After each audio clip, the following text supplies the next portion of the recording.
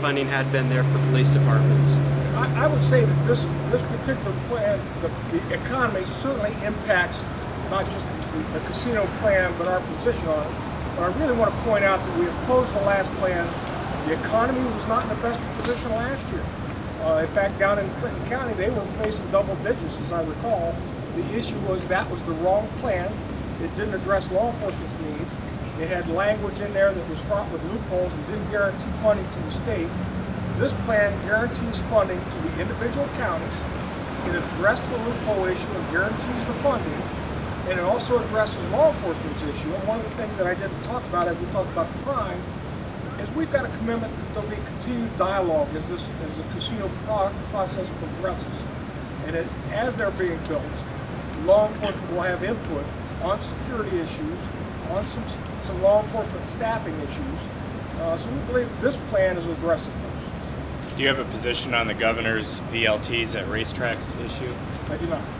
We, as an organization, do not take a position on it. Jim, do you think you'll have to hire more? Campaign aggressively like the local FOP did in Columbus for the income tax? You're going to see members of the FOP going door to door talking about this? It is my hope that you'll see it, not just the FOP, but the Coalition Cops for Casinos will include other law enforcement groups throughout the state, not just the FOP law enforcement groups, to do what we can to see that this issue is fixed. You'll be visible.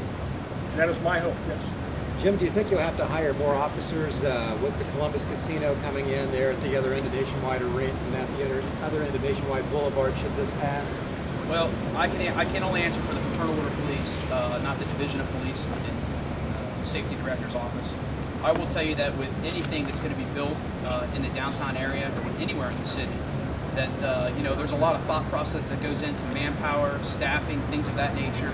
Obviously, Huntington Park, Nationwide Arena, those are two large venues that within the last 10 years have been built downtown.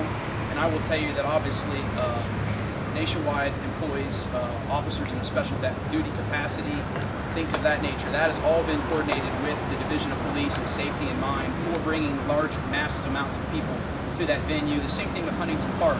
Although it's county owned and county deputies work it, the city of Columbus still has stake in case there was some type of emergency, a terrorist attack, something like that. So with any new venue going in, obviously there's going to be a plan developed on how we would police if there was an emergency or something like that. So I would think that the city leadership within the safety director's office would obviously, with open arms, look at planning that would be necessary for them. That's the only thing they're dealing with. You're not dealing with any more pickpockets, no more assaults.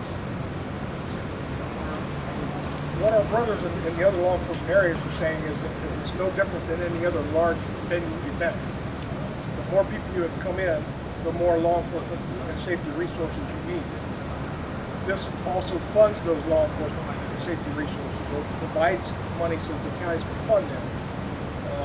So from their experience, it's been a plus, not a negative. When you say the more police officers you need them to combat the extra crime that results from any large group get together, or just traffic issues, people crossing the street? What are we talking about? Yeah, what is the problem that requires these extra police officers? Well, obviously we don't know until it happens, but I know for being originally grew up in Cincinnati, that Dearborn County and Lawrenceburg, as an example, they increased their police department, they increased their units, and their crime statistics did not skyrocket. Obviously, with more vehicles, more parking lots, people coming in, you're going to have those car break-ins, you're going to have the potential for maybe some robberies in the parking lots and things of that nature.